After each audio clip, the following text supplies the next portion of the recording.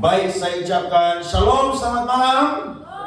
Haleluya, haleluya. Malam ini saya akan bicara di seri yang terakhir tentang menjadi saksi Kristus dari Kupang sampai bangsa-bangsa. Siapa yang percaya Tuhan akan pakai saya dan saudara menjadi saksinya, dimulai dari Kupang sampai bangsa-bangsa.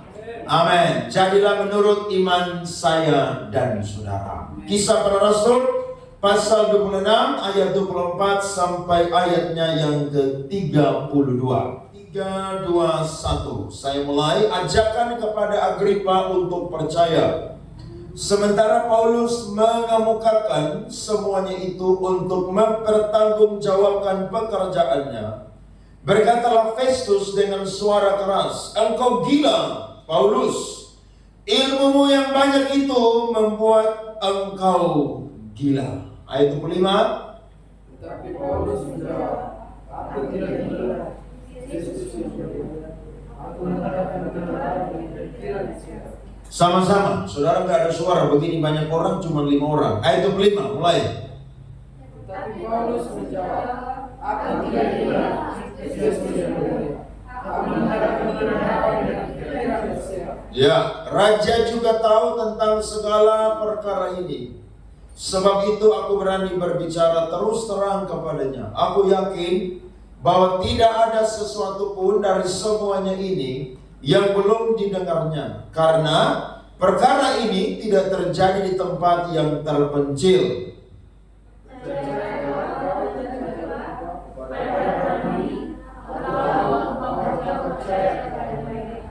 Jawab Agripa, "Hampir-hampir saja kau yakinkan aku menjadi orang Kristen." Kata Paulus, "Aku mau berdoa kepada Allah supaya segera orang mengamalkan, bukan hanya kau saja, tetapi semua orang lain yang ada di sini, dan yang mendengarkan kata-kataku menjadi sama seperti aku, kecuali belenggu." Lalu bangkitlah raja dan wali negeri serta Bernike dan semua orang yang duduk bersama-sama mereka.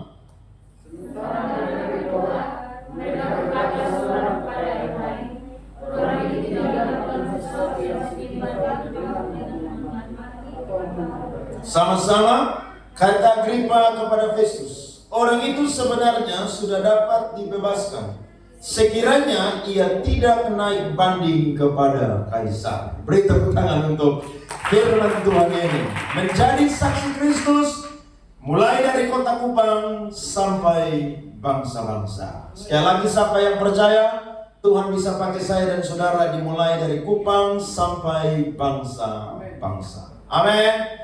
Rasul Paulus menggoncang dunia karena ketika dia tampil, dia selalu tegas dan komitmen, satu suara, satu pengajaran, bahwa di dalam Kristus pasti ada kebangkitan orang mati. Dia punya pengharapan yang bukan sekedar tanpa ada bukti-bukti.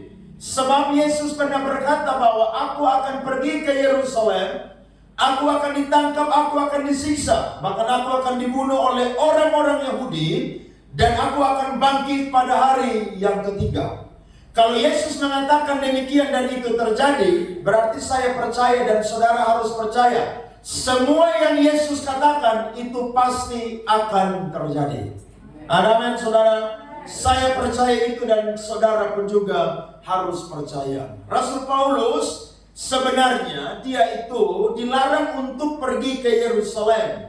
Karena memang orang-orang Yahudi, baik yang ada di Yerusalem, Yudea, bahkan juga yang ada di luar Yerusalem, mereka itu sudah menanti-nantikan waktu untuk Rasul Paulus itu dicari kesalahannya, sehingga dia itu bisa ditangkap dan bisa dihukum mati.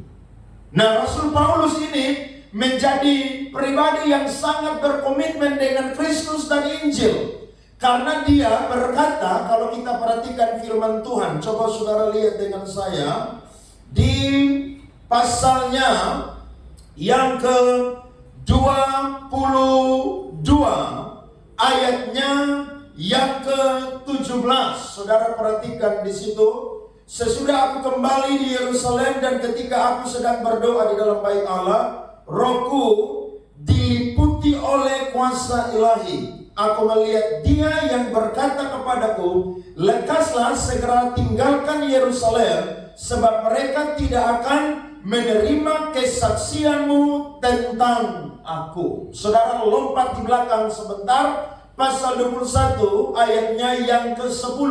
Perhatikan firman Tuhan. Setelah beberapa hari kami tinggal di situ, datanglah dari Yudea seorang nabi bernama Agabus. Ia datang pada kami lalu mengambil ikat pinggang Paulus sambil mengikat kaki dan tangannya sendiri. Ia berkata, demikianlah kata Roh Kudus, beginilah orang yang mempunyai ikat pinggang ini akan diikat oleh orang-orang Yahudi di Yerusalem dan diserahkan ke dalam tangan bangsa-bangsa lain. 12-13. Mendengar itu kami bersama-sama dengan murid-murid di tempat itu meminta supaya Paulus jangan pergi ke Tuhan, bawa dia ke bangsa-bangsa untuk melayani. Tetapi apa yang menjadi komitmen Tuhan untuk Rasul Paulus adalah dia memang ditetapkan untuk menjadi pemberita Injil kepada orang-orang Yahudi, khususnya yang ada di luar Yerusalem. Alkitab berkata ayat 13, tetapi Paulus menjawab, mengapa kamu menangis dan dengan jalan demikian mau menghancurkan hatiku? Sebab aku ini rela bukan saja untuk diikat, tetapi juga untuk mati di Yerusalem oleh karena nama Tuhan Yesus. 14, karena ia tidak mau menerima nasihat kami menyerah dan berkata, jadilah kehendak Tuhan. Apakah ini kebetulan? Bagi saya tidak kebetulan. Karena Allah telah menetapkan pada awalnya bahwa Rasul Paulus memang ditetapkan menjadi rasul bagi bangsa-bangsa Yahudi dan non-Yahudi. Dan dia pun juga akan mengalami banyak sengsara demi Injil Yesus Kristus. Akhirnya waktu dia ada di Yerusalem, dia ditangkap, saudara-saudara. Dan ketika dia ditangkap, dia itu dijebak dengan kurang lebih 3 fitnaan atau 3 isu yang sebenarnya tidak terjadi seperti demikian. Yang pertama, kalau saya dan saudara perhatikan firman Tuhan di pasalnya yang ke-21, ayatnya yang ke-28, firman Tuhan berkata, sambil berteriak, hai orang-orang Israel, tolonglah, inilah orang yang di mana-mana mengajar semua orang untuk menentang bangsa kita. Fitnahan yang pertama. Fitnahan yang kedua adalah dan menentang hukum Taurat.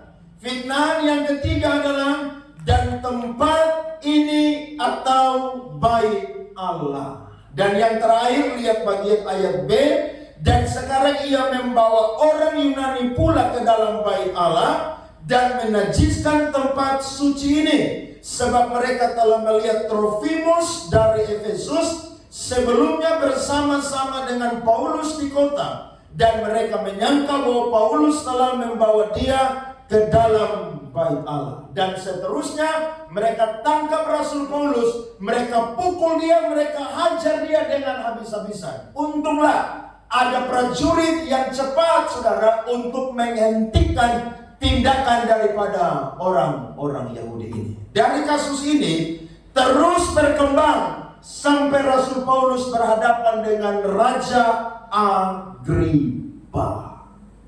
Nah, saya dan saudara akan melihat bagaimana saya dan saudara kalau mau dipakai oleh Tuhan dari Kupang sampai bangsa-bangsa, maka saya dan saudara harus belajar dari Rasul Paulus. Bagaimana dia menjadi seorang saksi Kristus yang sangat efektif. Dia bukanlah orang yang bungkam untuk Injil, tapi dimanapun dia berada, dia selalu bicara tentang Injil Yesus Kristus. Ada 2 pelajaran yang akan kita belajar pada malam hari ini. Yang pertama, kita perhatikan Alkitab berkata bahwa Rasul Paulus ketika dia menjadi saksi Kristus yang efektif, maka yang pertama dia lakukan adalah dia menceritakan tentang pengalaman masa lalunya dan juga tentang pertobatannya. Saudara, mau jadi saksi Kristus yang efektif, yang paling pertama dan yang paling mudah adalah saudara ceritakan bagaimana masa lalu saya dan saudara, dan bagaimana perjumpaan kita dengan Yesus Kristus. Jadi penginjilan itu tuh gampang sekali. Kalau anak-anak sekolah teologi, sekolah Alkitab, biasanya pakai metode penginjilan EE gitu. Tapi bagi saya dan saudara yang mungkin awam atau jemaat yang tidak pernah menempuh sekolah Alkitab, sekolah teologi, saudara bisa bersaksi tentang siapa saya dan saudara di masa lalu. Dan bagaimana kita berjumpa dengan Yesus dan Yesus mengubahkan kehidupan kita. Mari kita perhatikan. Saudara lihat pasal 22 ayat 3 sampai 8. Ini khotbah terakhir sehingga saya akan banyak memberikan eksposisi ayat-ayat untuk kita semua. Perhatikan pasalnya yang ke-22 ayat 3 sampai ayat yang ke-8.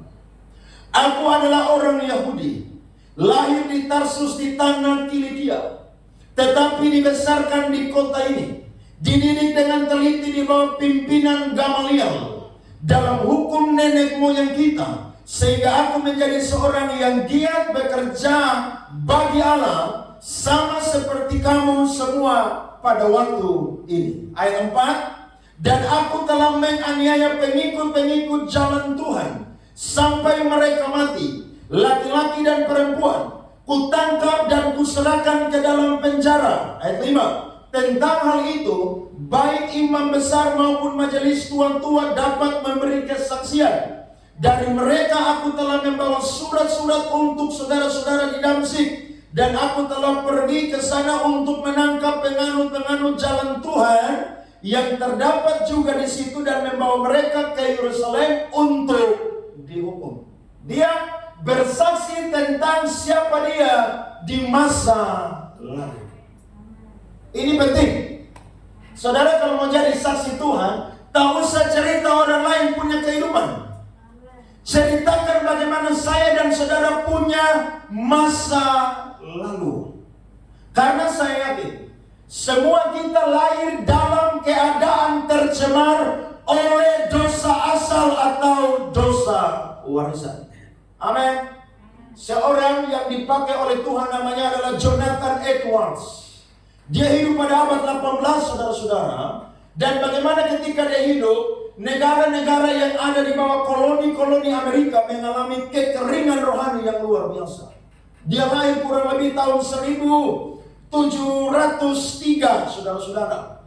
Dan ketika saudara dia dipilih oleh Tuhan untuk melayani, maka dia menyerahkan dirinya. Dan pada waktu usia 38 tahun, kurang lebih tahun 1741, dia tampil dan dia berkhotbah. Seorang yang suaranya tenang, tapi hatinya dibakar oleh api Roh Kudus. Dia berkhotbah, saudara, dan ada salah satu khotbah yang terkenal sampai hari ini.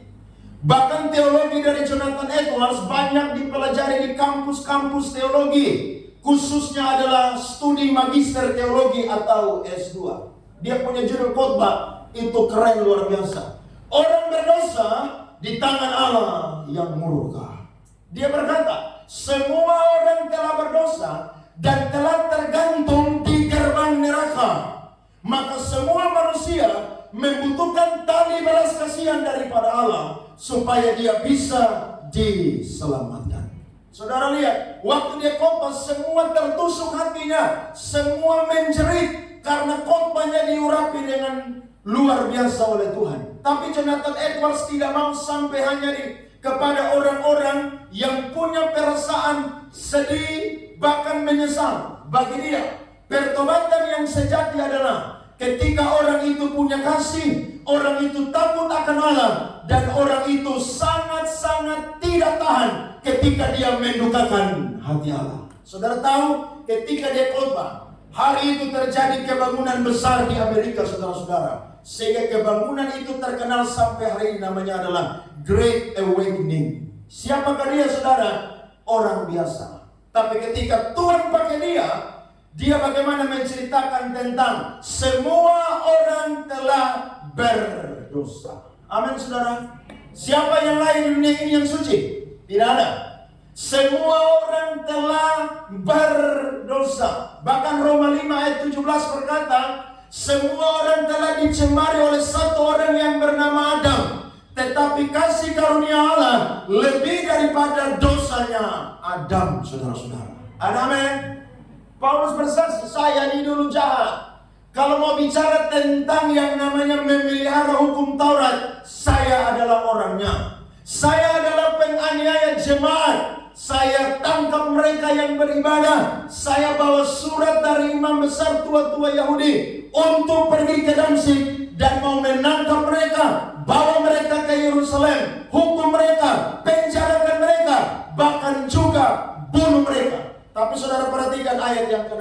Paulus bilang begini, tetapi dalam perjalananku ke sana, ketika aku sudah dekat Damsyik, yaitu waktu tengah hari, tiba-tiba memancarlah cahaya yang menyilaukan dari langit mengelilingi aku. Maka rebalah aku ke tanah, dan aku mendengar suatu suara yang berkata kepadaku, Saulus, Saulus, mengapa engkau menganiaya aku? Jawabku, siapakah engkau Tuhan? Katanya, akulah Yesus yang apa?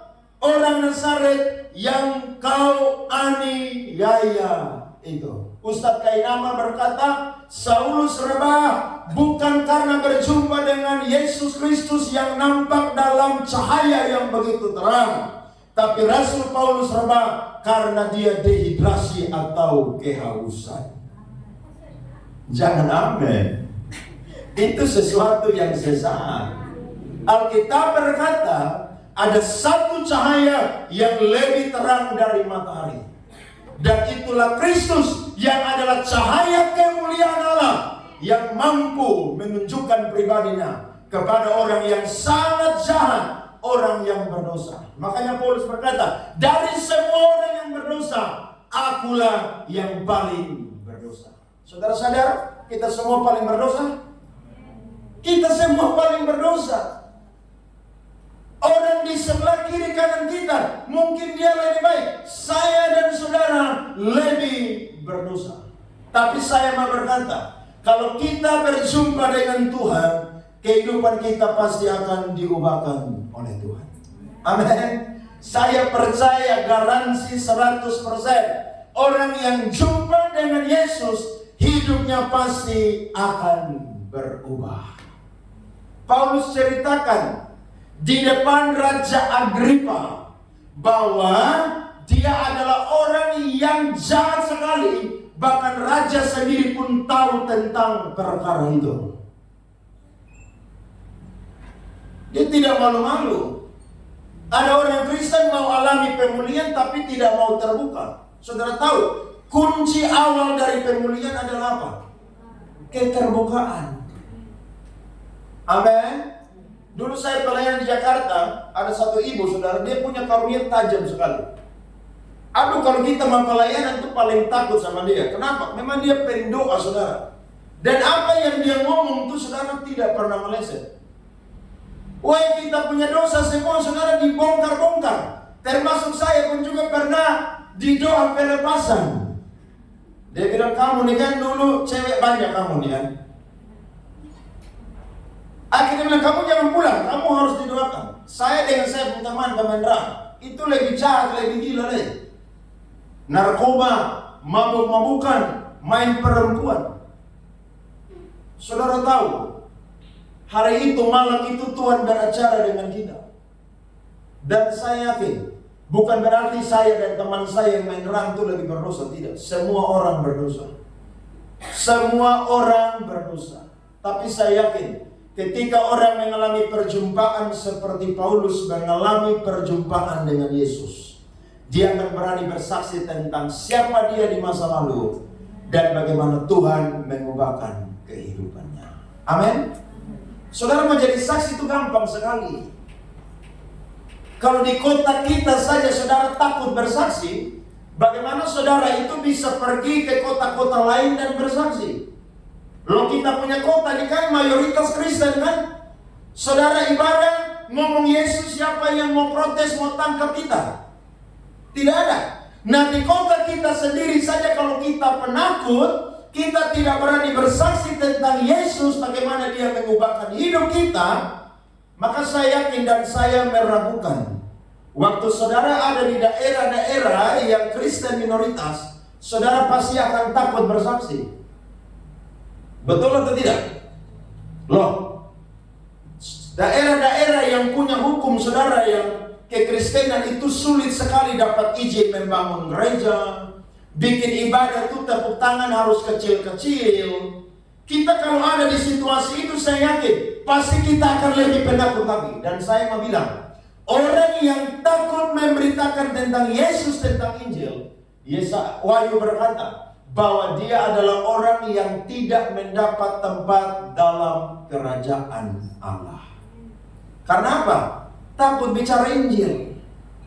Anehnya, banyak orang Kristen kalau bicara nama orang dia berani. Tapi kalau bicara tentang Yesus dan kehidupan bagaimana Tuhan ubah, dia tidak berani. Di sini ada atau tidak? Tidak ada. Saudara berani bersaksi tentang Yesus? Gampang. Saudara ingat perempuan di Sikar Samaria? Itu penginjil hebat loh. Waktu Yesus ketemu dengan dia, Yesus tahu semua dia punya kebobrokan. Dia punya moral yang rusak, Yesus tahu. Sehingga dia pergi kasih tahu ke orang-orang yang ada di Sikar Samaria. Mungkinkah dia adalah Mesias? Karena dia tahu semua kehidupan saya. Dan Alkitab berkata, lewat penginjilan daripada perempuan sundal yang ada di Sikar ini, Alkitab berkata, semua penduduk yang ada di Samaria dengar Injil melalui perempuan ini. Bersaksi mudah atau sulit? Mudah. Saudara ketemu teman yang punya masalah, yang punya problema, mau bunuh diri, stres, ya, tidak punya pengharapan. Saudara bilang begini, dulu saya juga parah. Saudara masuk dengan cara saudara bagaimana Tuhan mengubahkan masa lalu saya dan saudara.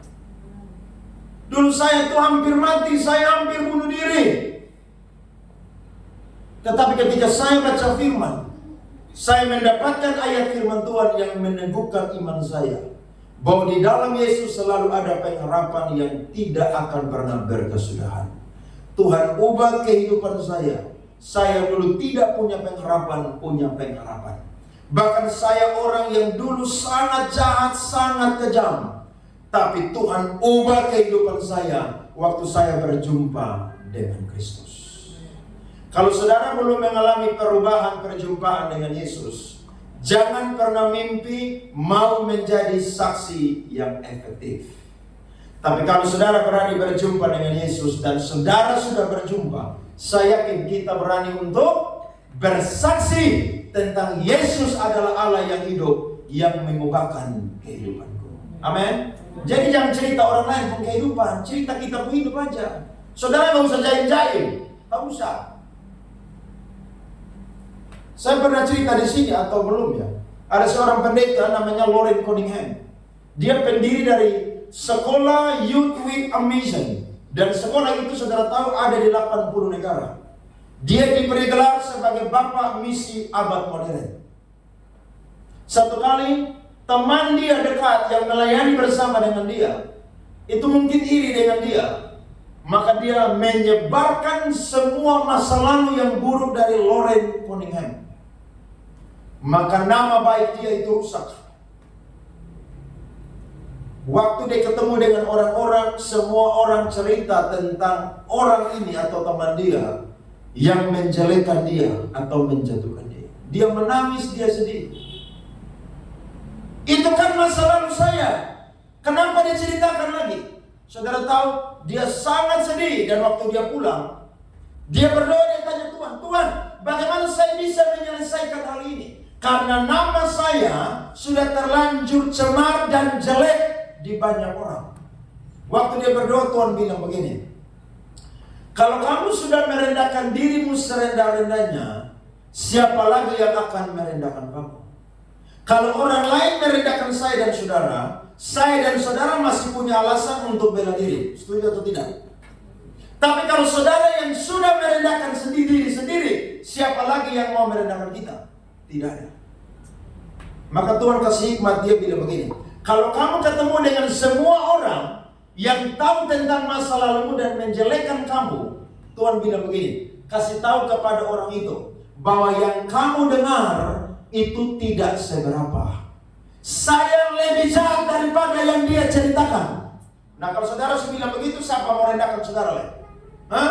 Saudara berani cerita, saudara itu lebih jahat dari yang dia ceritakan. Siapa yang mau permalukan saya dan saudara? Saya yakin tidak ada lagi.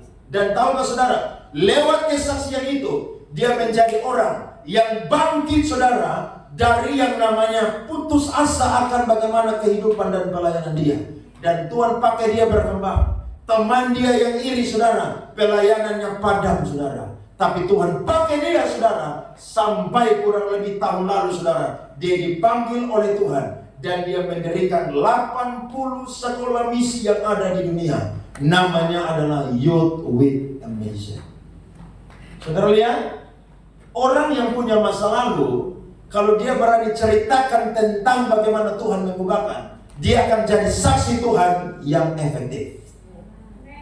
Jadi jangan malu-malu, ceritakan aja. Cerita bagaimana saya dan saudara dulu punya kehidupan yang kelam. Bersaksi. Orang mau hina saudara, kalau memang saya masa lalu begitu, mau rubah bagaimana? Iya kan? Lo kita punya masa lalu bisa dirubah saudara? Bisa dirubah masa lalu? Tidak bisa. Yang bisa dirubah itu apa? Ya iya. Makanya gak usah malu-malu cerita tentang saudara dan saya. Masa saya ini paling percaya diri. Saya khotbah di mana cerita saya masa lalu. Kalau memang saya begitu dulu, mau begitu apa?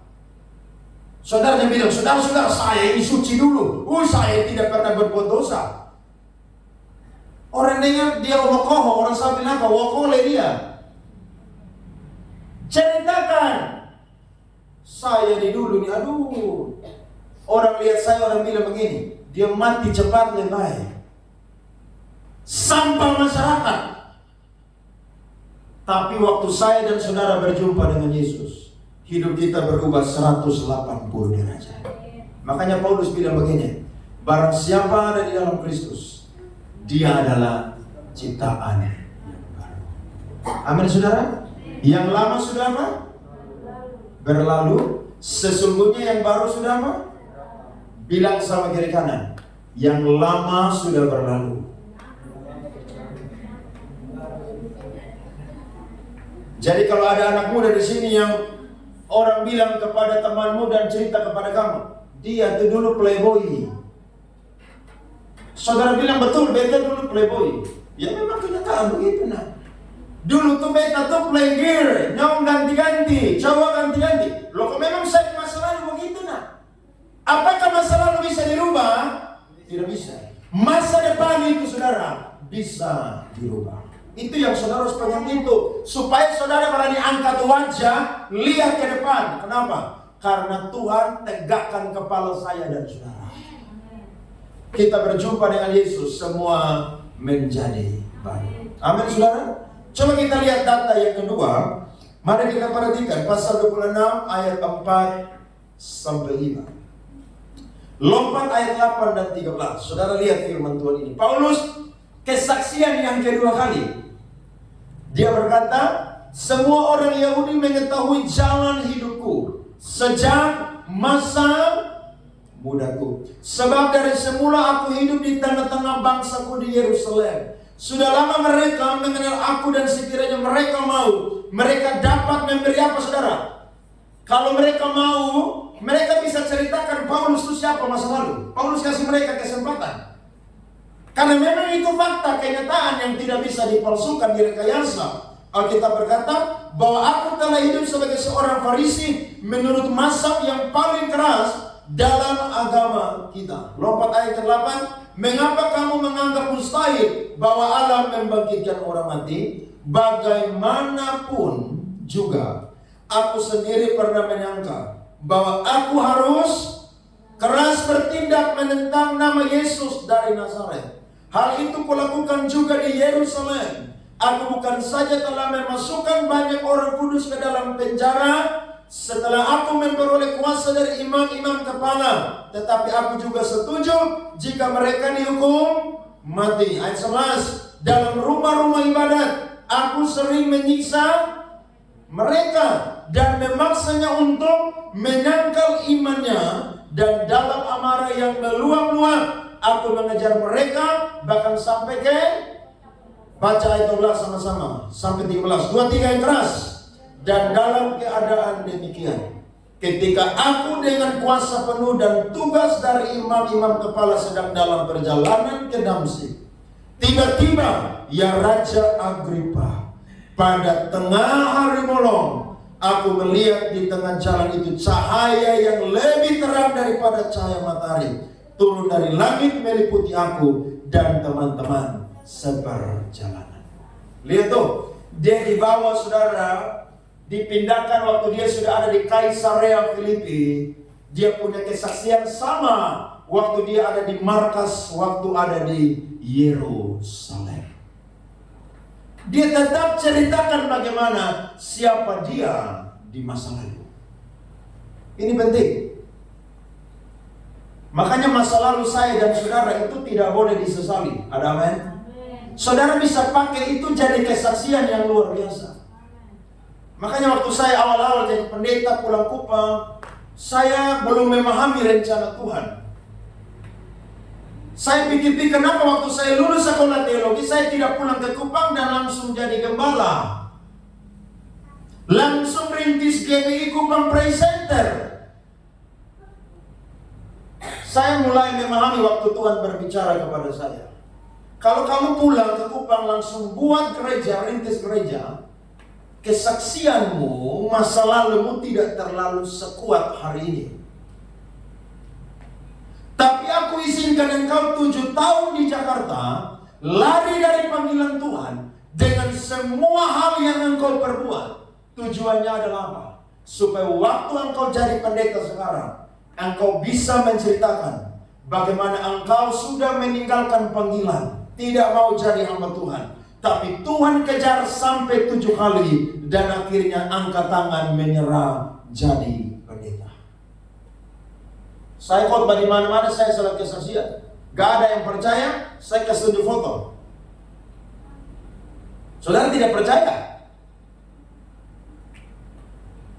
Kalau Tuhan tidak panggil saya jadi pendeta, saya sudah jadi anak band, jadi artis di Jakarta sana.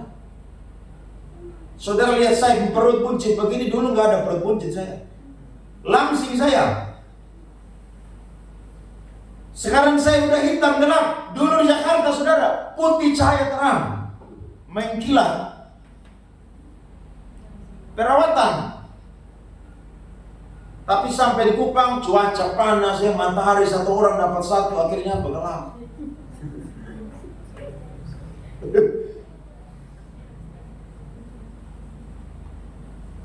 Dan itu saya bersaksi. Ada yang ragu, saya kasih tunjuk foto. Lu lihat nih, beta main di mana nih? Di TV bos. Ini bukan omong kosong, bukan wakole orang sama. Ini nyata bos. Saya jalan di mall, orang tarik saya untuk apa? Ikut model, main film. Saya ditabrak di Terminal 1A Bandara Soekarno-Hatta. 2 menit tidak ada mobil yang lewat itu jalan tol. Makanya setiap kali saya ke Jakarta, saya kalau lewat di tempat, saya bilang, Tuhan kalau tidak jaga saya sumati di sini nih. Karena orang tabrak saya itu putaran Terminal 1A, saya jatuh hampir 2 menit. Tidak ada satu mobil punya lewat. Saudara udah pernah ke Jakarta, tahulah Jakarta itu model seperti apa sih? Tahu saya Jakarta, Kupang aja saudara jatuh mobil udah ramai kayak sekarang. Apalagi Jakarta yang jalan tol 24 jam tidak pernah sepi. Tapi waktu saya jatuh saudara, tidak ada satu mobil pun yang lewat. Yang ada cuma motor-motor yang banyak. Mereka angkat saya dengan orang yang tabrak saya. Dan yang anehnya, orang yang tabrak saya hancur-hancuran. Tapi saya saudara tidak dapat luka satu pun juga. Padahal motor punya setir saudara balik di belakang. Sepatu boot yang pakai ngeben terlepas dari kaki kanan. Tapi saya tidak dapat luka satu pun juga. Saya tahu itu Tuhan sengaja buat begitu supaya saya punya kesaksian hari ini menguatkan orang-orang yang mungkin sedang lari dari panggilan Tuhan dan tidak mau jadi hamba Tuhan. Jadi masa lalu saya dan saudara Tuhan bisa pakai untuk jadi kesaksian. Amin. Jadi jangan jaim-jaim saudara. Tak usah. Saudara jangan sok ganteng, sok cantik, sok suci. Gak usah. Biasa-biasa aja. Jadi kalau saudara kemana, saudara orang tanya, gereja di mana? GBI Kapac, oh Gembala Pak Andre. Orang mulai cerita. Saudara sudah dengar dari saya, dia saudara, aduh lebih parah. Lu cerita tuh gak apa. Beliau cerita tuh lebih ngeri. Itu baru mantap. Iya toh? Kenapa Yesus tidak dihormati di tempat asalnya? Karena mereka melihat Yesus dari status sosial. Siapa dia? Tapi ingat, orang yang model seperti demikian tidak akan menerima mujizat daripada Tuhan. Paulus menceritakan dia adalah dulu orang yang jahat, tapi ketika dia berjumpa dengan Kristus, semuanya berubah. Semuanya berubah. Jadi mulai malam ini, saudara pulang mau bersaksi tentang Yesus, tidak usah ngomong orang lain kehidupan. Ngomong saudara dan saya punya kehidupan. Bila perlu kalau orang mau dengar lebih banyak, saudara ajak dia makan, traktir dia makan, ngobrol 5 jam dengan dia. Supaya dia dengar dari A sampai Z. Yang pacaran-pacaran tuh jangan cerita saudara baik-baik aja, gak usah. Cerita saudara itu dulu seperti apa, cerita.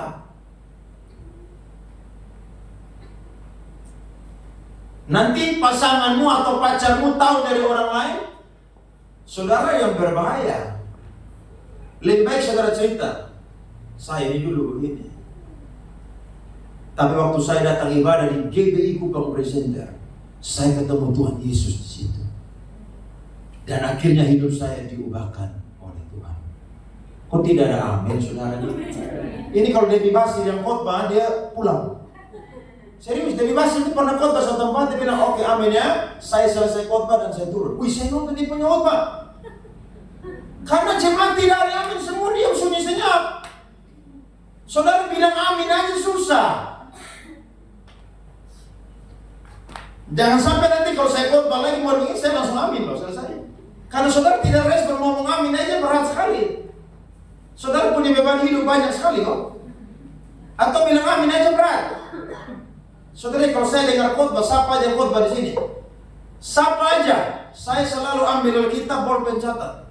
Karena saya tahu, mungkin yang dia ngomong saya itu belum tahu. Dan kalau ada kata yang memberkati, saudara pernah dengar saya bilang amin di sini? Sering? Begitu. Kalau ibadah itu antusias. Saudara tahu salah satu nilai dari KPC, poin A bilang apa? Hah? Kalau saudara belum tahu, berarti saudara belum jemaat di sini. Poinnya adalah apa? Antusias. Saya khotbah di tempat lain lebih ramai daripada di sini. Padahal di gereja sendiri harusnya saudara semangat dengan khotbah. Saya datang di Kupang Presenter, saya ketemu dengan Tuhan Yesus, hidup saya diubahkan oleh Tuhan Yesus tempat ini. Kurang tepuk tangan harus ada buat Tuhan Yesus. Masa saudara kalah dengan orang-orang ada di Jawa sana yang ibadah susah tapi semangatnya luar biasa. Harus lebih semangat. Amin. Kadang-kadang orang Pentakosta karismatik sekarang kalah dengan orang-orang Injil Reform yang ibadah personal itu semangatnya luar biasa. Ya saudara tidak usah amin-amin tiap detik juga, nanti ganggu pendeta yang khotbah. Tapi pas diberkati bilang amin, begitu. Saudara harus berani bersaksi, siapa saya di masa lalu. Berani, saya yakin iblis itu dipermalukan. Saudara bersaksi, iblis bilang, aduh dia bongkar saya punya intimidasi, saya pencara-cara dulu, aduh saya malu. Bukan saudara yang malu, iblislah yang malu. Karena kita ceritakan bagaimana kita itu hidup di masa lalu. Itu yang pertama. Yang kedua, kalau mau jadi saksi yang efektif seperti Rasul Paulus, maka saya dan saudara harus pegang janji Tuhan. Apa janji Tuhan buat Rasul Paulus? Alkitab berkata, janji Tuhan bagi Rasul Paulus adalah menjadi saksi, menjadi terang Tuhan, membawa keselamatan Tuhan sampai ke ujung bumi. Saudara perhatikan pasal 9 ayat 15. Lihat Alkitab berkata, Kisah Rasul pasalnya yang ke 9 ayatnya yang ke 15. Saudara lihat, saya baca ya firman Tuhan ini ya untuk kita semua. Sama-sama baca mulai. Pasal 9 ayat 15. 1, 2, 3. Tetapi firman Tuhan kepadanya, pergilah, sebab orang ini adalah alat pilihan bagiku untuk memberitakan namaku kepada bangsa-bangsa lain serta raja-raja dan orang-orang Israel. Lihat Kisah Rasul 13 ayat 47 yang kemarin sudah dikhotbahkan oleh hamba Tuhan Bapak Ares. Mari kita baca ayat 47. 1, 2, 3. Sebab inilah yang diperintahkan kepada kami. Aku telah menentukan engkau menjadi apa?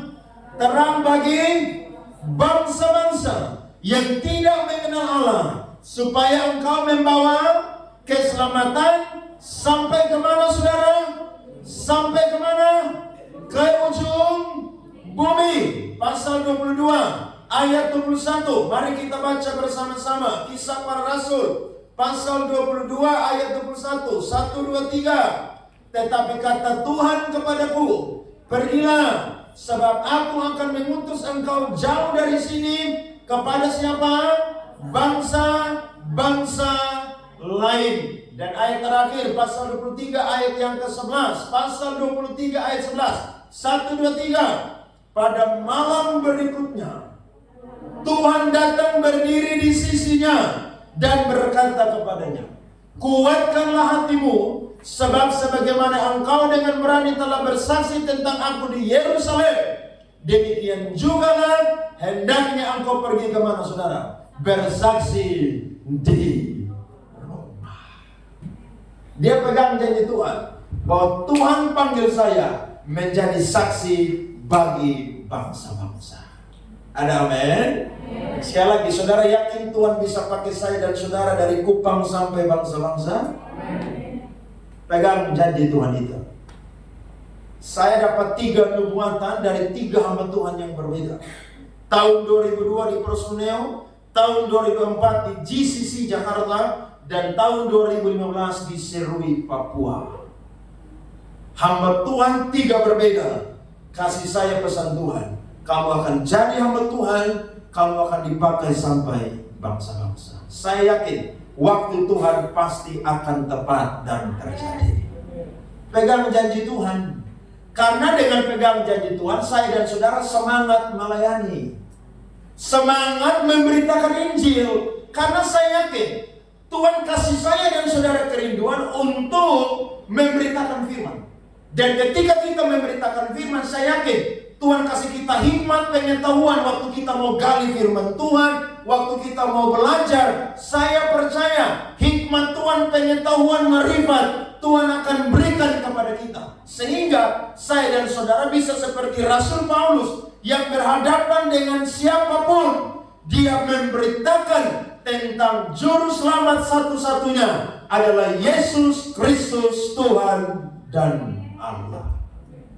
Bahkan dia berhadapan dengan Agripa, dia ajak Agripa untuk apa? Bertobat. Ini orang punya nyawa dia terancam, tapi dia bersaksi. Alkitab berkata, ayat yang ke-25, tetapi Paulus menjawab, aku tidak gila Festus, yang mulia, aku mengatakan kebenaran dengan pikiran yang sehat. Ayat 27, percayakah engkau Raja Agripa kepada para nabi? Aku tahu bahwa engkau percaya kepada mereka. Jawab Agripa, hampir-hampir saja kau yakinkan aku menjadi apa?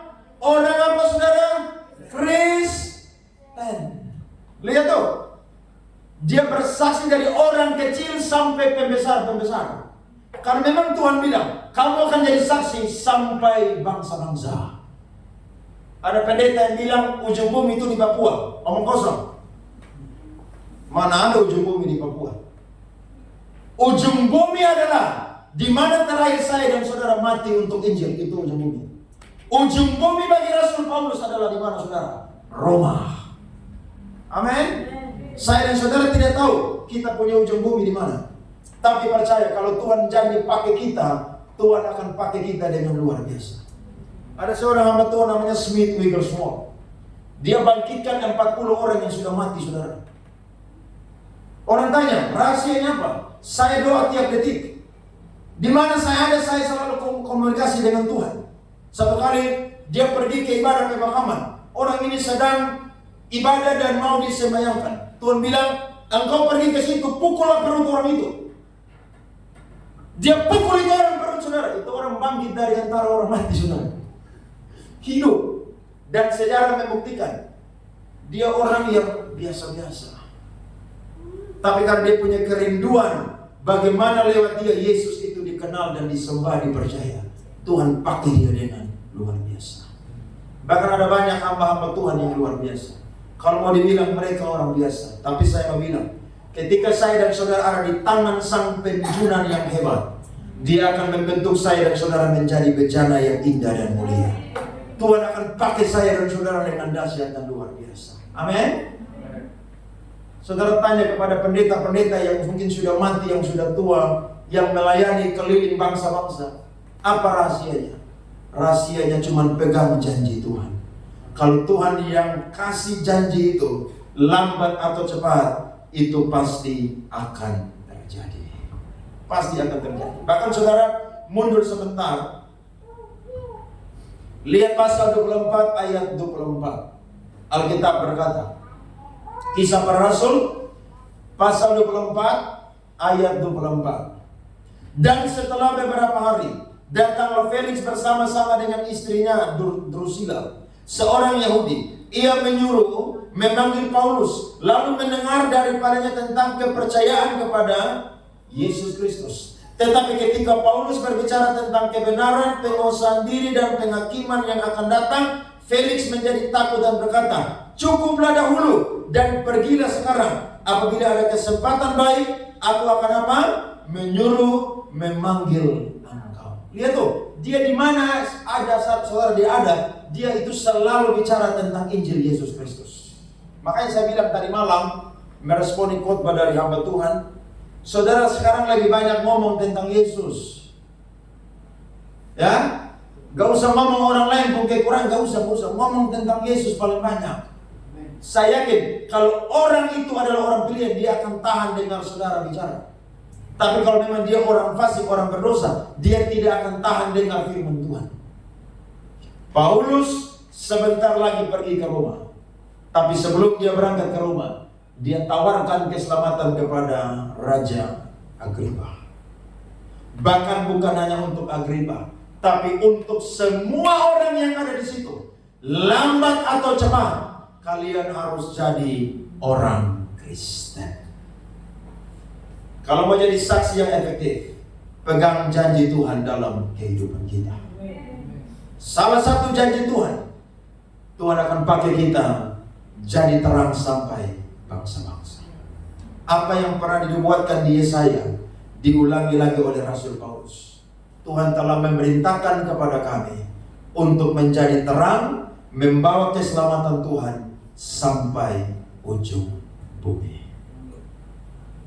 Harus kita katakan seperti Yesaya, ini aku Tuhan, utuslah aku. Dan saya mau berkata, Tuhan hanya mau pakai orang yang mau saja.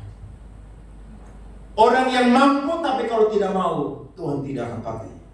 Tapi kalau walaupun saya dan saudara tidak mampu, tapi kalau kita mau, saya yakin Tuhan akan pakai saya dan saudara menjadi alat kemuliaan. Saudara percaya itu? Tuhan berkati kita semua. Amin untuk kebenaran firman Tuhan. Beri tepuk tangan. Mari bangkit berdiri. Mari bangkit berdiri.